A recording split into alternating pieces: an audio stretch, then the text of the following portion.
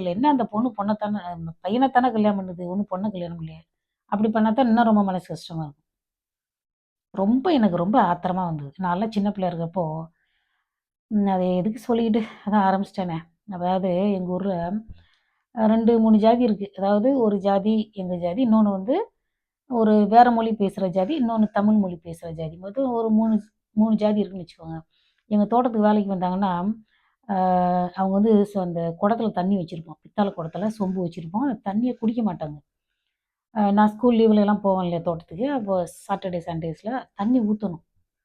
உண்மையிலேயே சொல்றேன். அதெல்லாம் பார்த்தா அப்படியே மனசுக்குள்ள கண்ணீர் வரும். எனக்கு சின்ன பிள்ளைலேருந்தே அப்படிதான்.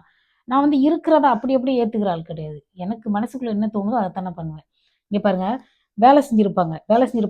கையில மண்ணு ஒட்டியிருக்கும். அத இப்படி கழுவிட்டு நான் சொல்றேன் ஒரு நாள் ஒருத்தவங்கள்ட்ட, "கைய நல்லா கழுவுங்க, மண்ணு இன்னும் இருக்கு" அப்படின்னு.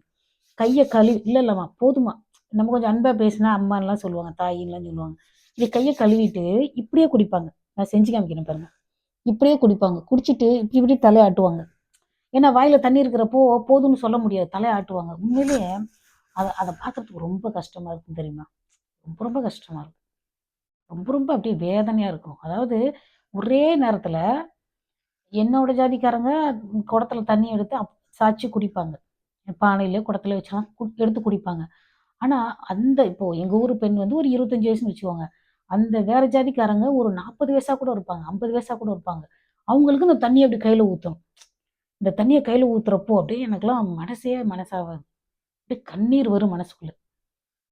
எனக்கு அதுதான் வந்து தோட்டத்துக்கு போனாலே அவ்வளோ கடுப்பா இருக்கு. நான் ஒரு நாள் என்ன சொன்னேன், நீங்களே தண்ணிய எடுத்து குடிச்சுக்கோங்க அப்படின்னு நான் சொன்னேன். அவங்க வேணான்றாங்க. இல்லம்மா ஊத்தும்மா கையில. ஏன் என்னைய யாராவது திட்டுவாங்கம்மா அப்படின்னு மனசுக்கு அவ்வளோ கஷ்டமா இருக்கு. அவ்வளோ கஷ்டமா இருக்கு. வயசுல பெரியவங்கள மதிக்கணும்னு சொல்றோம். அவங்க அந்த அம்மாவுக்கு 50 வயசு இருக்கும். நான் தண்ணி ஊத்துனவங்களுக்கு. என்ன வயசுல பெரியவங்கள மதிக்கணும்? 1947ல நம்ம சுதந்திரம் வாங்குனோம்ல. எல்லா சுதந்திரத்தையுமே எல்லாருக்குமே குடுத்துட்டீங்களா என்ன? இதெல்லாம் பாவம் இல்லையா?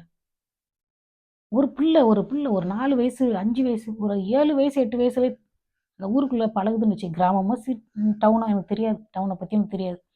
கிராமத்துல பழகுறப்போ, இங்க ஒரு வீதி இருக்கு, அங்க ஒரு வீதி இருக்கு. இந்த வீதியிலருந்து இந்த வீதிக்கு போறப்ப, அவங்க பேசுற விதம், நடந்துக்கிற விதத்தெல்லாம் பார்க்குறப்போ, அது எவ்வளவு அதிர்ச்சியா இருக்கும்.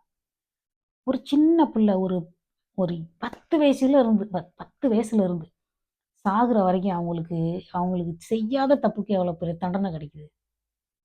அப்ப அவன் வந்து மனசு கஷ்டப்பட்டுக்கிட்டே இருந்து சாவணும். அப்படித்தானே? அவன்கிட்ட நிலம் இல்ல.